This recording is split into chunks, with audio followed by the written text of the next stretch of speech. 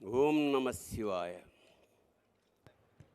మహాశివరాత్రి పర్వదిన సందర్భంగా విచ్చేసిన అశేష భక్తులందరికీ నమస్కారాలు తెలియజేసుకుంటూ, ఇక్కడికి విచ్చేసిన మన ప్రియతమ ముఖ్యమంత్రి నారా చంద్రబాబు నాయుడు గారికి మనస్ఫూర్తిగా నమస్కారాలు చేసుకుంటూ, ఇవాళ మహాశివరాత్రి. శివరాత్రి ప్రతి నెల వస్తుంది. దాని పేరు మాస శివరాత్రి. ఏడాదికి ఒక్కసారి వచ్చేదే మహాశివరాత్రి. ఈ మహాశివరాత్రి సందర్భంగా ఆ పరమేశ్వరుడు మహానందపడుతున్నాడు. కారణం ఏమిటంటే, శివుడు ఇవాళ చంద్రబాబు గారిని ధరించి చంద్రశేఖరుడయ్యాడు. శిఖ మీద ధరించాడు కాబట్టి చంద్రశేఖరుడు. అలాంటి ఇవాళ తెలుగు జాతంతా గర్వపడేలాగా భవిష్యత్ నిర్దేశనం చేస్తున్న ఆ మంత్రి మండలందరికీ చాలా ఆనందంగాను గర్వంగాను నమస్కారం చేసుకుంటూ, సామాన్య స్థాయి నుంచి ఇవాళ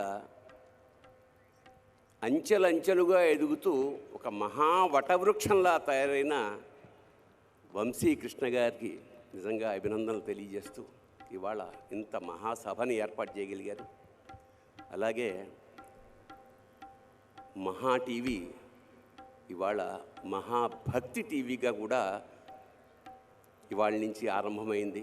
ఇంకా భక్తి ఎల్లడల యావత్ ఆంధ్రదేశం 2 రాష్ట్రాలకి వెదజల్లుతుందని మనస్ఫూర్తిగా నమ్ముకుంటూ, భక్తి అంటే విభక్తము కానిది భక్తి, అచంచలమైన ఏకారాధన మాట. ఈ సందర్భంగా ఒక చిన్న పిట్టకథ చెప్పి ఆ తర్వాత శివతత్వంలోకి వెడదాం. ఒక బిజినెస్ మ్యాన్కి బాగా డబ్బులు వచ్చాయి. బాగా డబ్బులు వచ్చిన సందర్భంలో అతను వజ్రాల ఉంగరం చేయించుకుని నవరత్నాలది. మరి ఏం కక్కుర్తి పడ్డాడో కొంచెం తక్కువ వచ్చింది అందులో బంగారం. పెట్టుకున్నాక రాత్రి తీసేద్దామంటే బిగుసుకుపోయింది, రావట్లా. ఏదో ఆయిల్ రాశాడు, కష్టపడ్డాడు, రాలేదు. రాత్రంతా ప్రయత్నిస్తే వేలు ఉబ్బిపోయింది. పొద్దున్నే భార్యకి చూపించాడు, వేలు ఉబ్బిపోయింది, ఏం చేయమంటావని. మరి ఎట్లాగా వెళ్ళి చూపించండి అంటే కంసాలి దగ్గరకు తీసుకెళ్ళాడు, కట్ చేయించి. అతను అన్నాడు, కాదండి బాగా వాచిపోయింది, కష్టం, ఒకసారి డాక్టర్కి చూపించండి. డాక్టర్కి చూపించుంటే కట్ చేయాల్సింది అంటే ఏంటి వేలు అన్నారు. కాదు ఉంగరం. మరి ఎలాగా రావట్లేదు. అప్పుడు వాళ్ళ భార్య చెప్పింది, ఒక పని చేద్దామండి, నాకు వెంకటేశ్వర స్వామి అంటే విపరీతమైన భక్తి, ఆయన్ని మొక్కుకోండి, అదే యాజ్ ఇట్ ఈజ్గా వచ్చేస్తుంది అని. సరే వెంకటేశ్వర స్వామికి మొక్కుకున్నాడు. ఏమని మొక్కుకున్నాడు? స్వామి, ఈ ఉంగరం లూజ్ అయ్యి చచ్చిపోతున్నాను, దీంతో ఇది గనక పడిపోతే వచ్చేస్తే గనక నీకు ఉంగరం యాజ్ ఇట్ ఈజ్గా హుండీలో వేసేస్తాను అన్నాడు. వెంకటేశ్వర స్వామి ఇలాంటి విషయాల్లో చాలా హాయిగా చిరునవ్వు నవ్వుతూ అలాగే అన్నాడు. కట్ చేస్తే నెక్స్ట్ డే కల్లా వాపు తగ్గిపోయి ఉంగరం వచ్చేసింది. చెప్పాను నేను వెంకటేశ్వర స్వామిని నమ్ముకుంటే ఎలా ఉంటుందో అని. వెంటనే తిరుపతి ప్రయాణం అయ్యారు వీళ్ళు. తీరా అక్కడికి వెళ్ళేసరికి పేపర్లో గుండె పగిలే వార్త ఏమిటంటే, బంగారం ధర అమాంతంగా 100 రెట్లు పెరిగిపోయింది. అంటే ఇప్పుడు 50,000 ఉన్నది 5 లక్షలు అయింది అనుకోండి. ఇంత డబ్బు ఉంగరం వేస్తానన్నాను, ఇదేమిటిది అని చెప్పి అతను వెంకటేశ్వర స్వామితో మళ్ళీ ఒక కాంట్రాక్ట్ ఒప్పుకున్నాడు. స్వామి, నేను ఉంగరం వేస్తానన్నది లాస్ట్ మంతు, అప్పుడు బంగారం ధర ఇంతే ఉంది, ఇప్పుడు దానికి నీకు సంబంధం లేదు, అంచేత అప్పుడు దాని ఖరీదు 50,000 రూపాయలు కాబట్టి ఆ 50,000 వేసేస్తాను అని 50,000 పొట్లం కట్టి ఓం గోవిందా గోవిందా అని హుండీలో ఆ డబ్బులు వేసేసాడు. దాంతోపాటు ఉంగరం కూడా పడిపోయింది. అందుకే వాడిని వడ్డీ కాసుల వాడు అంటాడు. అంచేత దేవతలతోటి మనం బేరం చేయకూడదు. అంచేత భక్తి అంటే నిష్కామ భక్తి, నిశ్చల భక్తి ఉండాలి. మరి మనం ఇవాళ మహాశివరాత్రి సందర్భంగా శివుడిని వెతుక్కుంటున్నాం. శివుడు ఎక్కడుంటాడు? ఎక్కడ ఉండడు? సర్వాంతర్యామి కదా. నీలోనూ ఉంటాడు, నాలోనూ ఉంటాడు. నాలోన శివుడు గలడు, నీలోన శివుడు గలడు. నాలోన శివుడు గలడు, నీలోన శివుడు గలడు. నాలోన శివుడు గలడు, నీలోన శివుడు గలడు. నాలోన గల శివుడు, నీలోన గల శివుడు లోకములేలగలడు.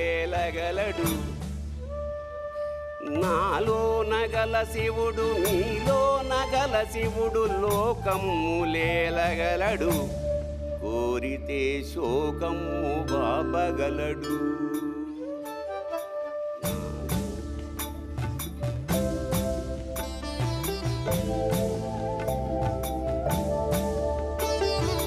నాలోన శివుడు గలడు,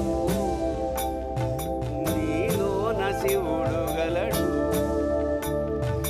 నాలోన గల శివుడు, నీలోన గల శివుడు గంగ పైకెత్తగలడు.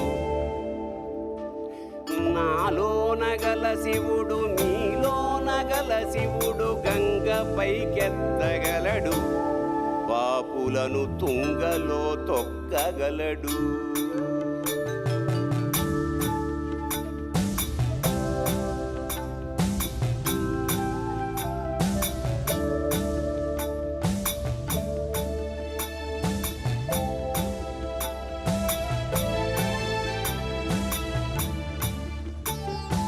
నాలోన గల శివుడు, నీలోన గల శివుడు ఒక కన్ను తెరవగలడు.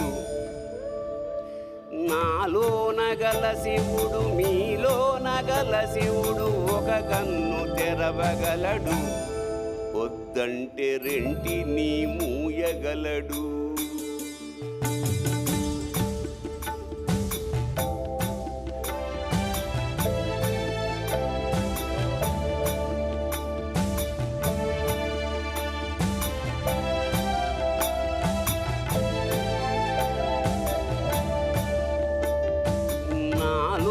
గల శివుడు, నీలోన గల శివుడు సగము పంచియగలడు. నాలోన గల శివుడు, నీలోన గల శివుడు సగము పంచియగలడు. తిక్కతో అసలు తుంచేయగలడు.